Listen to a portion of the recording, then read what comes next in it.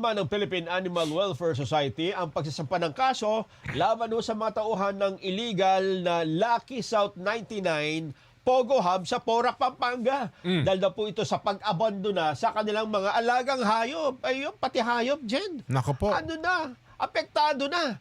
Binubuo daw po nila ang isang kaso ng pet abandonment sa ilalim ng Animal Welfare Act laban sa mga nasa Pogo Hub Ba? matapos abandonahin ang 13 aso at isang pusa. Ba? Aba, Nakisawsaw na sa usapin nito, no? Ang post. Oo, sinabi pa ng post na ang mga alagang hayop ay iniwan sa malalang kondisyon na nakagapos at ikinulong sa mga bakanteng silid na walang pagkain o tubig. Nako. Talaga naman, ang ganda pa naman ng isang pusa. Pwede Oo. ampunin na lang yan. Persian cat ba yan? Oo. O mapila rin sila sa publiko para sa donasyon na makatulong sa mga hayop sa kanilang paggaling. Bakit may loro pa dyan? Mukhang yung loro hindi nila dineklara. Ha? Saan niya dali niya? Parang may interesado eh.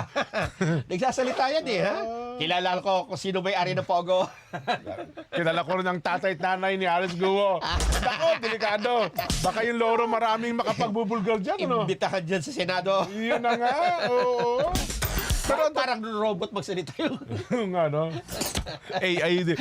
Alam mo, mayroon palang balita. Ang original palang hanap buhay nito sa Alice Guo, piggery. Piggery, oo nga. Oo, Mag-alaga ng hayop.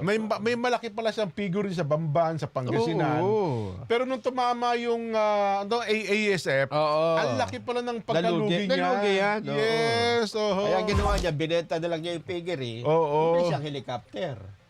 Mas malaki tubo din. Nagalit daw ata yung mga partner niyang Chinese ang kwento. Kasi nalugi. Oo.